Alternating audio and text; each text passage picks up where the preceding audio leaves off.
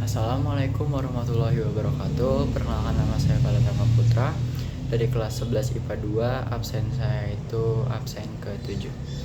Jadi di kesempatan kali ini saya bakal jelasin tahapan mitosis dan meiosis dengan bahasa yang mudah. Oke, halo teman-teman, pernah gak sih kalian tuh kepikiran gimana kita tuh bisa tumbuh, atau gimana sih kita tuh bisa mewarisi sifat dari orang tua kita? Jawabannya yaitu ada di pembelahan sel, teman-teman. Ya, jadi pembelahan sel itu terbagi menjadi dua, pembelahan sel secara tidak langsung, yaitu mitosis dan meiosis. Jadi langsung aja kita bahas apa itu pembelahan sel, mitosis dan meiosis. Nah, jadi mitosis ini adalah pembelahan sel yang menghasilkan dua sel anak identik dengan induknya. Terjadinya itu pada sel tubuh, misalnya di kulit, di tulang kita, atau di jaringan lain untuk pertumbuhan serta memperbaiki sel-sel kita yang rusak. Tahapannya itu ada 4 nih teman-teman semua. Yang pertama itu ada profase, ciri-cirinya di mana itu kromosom itu mulai kelihatan, inti selnya menghilang, terus juga benang spidalnya itu terbentuk. Nah, itu di fase profase. Yang kedua itu ada fase metafase nih teman-teman. Ciri-cirinya itu kromosomnya itu berjajar rapi di tengah sel. Yang ketiga itu ada anafase. Ciri-cirinya itu kromatidnya itu ditarik ke arah yang berlawanan. Nah, yang keempat atau yang terakhir ini ada telofase.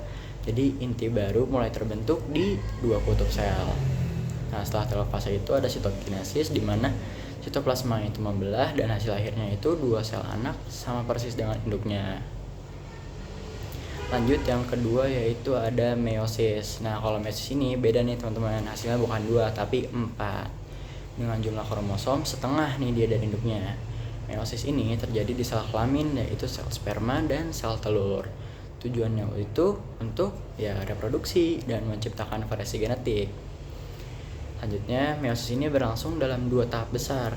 Yang pertama ada meiosis 1, yang kedua ada meiosis kedua. Meiosis 1 itu terbagi menjadi profase 1, metafase 1, anafase 1, dan telofase 1. Ciri-cirinya apa aja sih? Ciri-cirinya dari profase 1 yaitu kromosom homolognya itu berpasangan dan bisa saling bertukar bagian.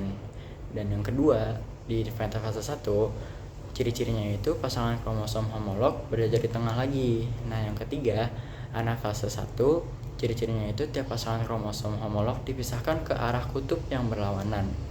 Dan yang keempat, fase terakhir dari meiosis 1 yaitu telofase 1, ciri-cirinya itu terbentuk 2 inti baru lalu sel membelah jadi 2. Nah, yang kedua itu meiosis 2. Hampir sama nih kayak meiosis yang pertama atau mitosis, tapi sekarang sel yang udah setengah ini kromosomnya tuh bakal membelah lagi, jadi dia udah jadi 2 terus jadi kebelah lagi jadi 2 lagi, jadinya 4. Nah, yang kedua itu ciri-cirinya dari meiosis kedua, kromosomnya itu berbaris di tengah, terus kromatidnya ditarik, lalu selnya membelah lagi. Nah, hasil akhirnya yaitu 4 sel anak dengan kromosom setengah dari induknya, dan semuanya itu berbeda satu sama lain.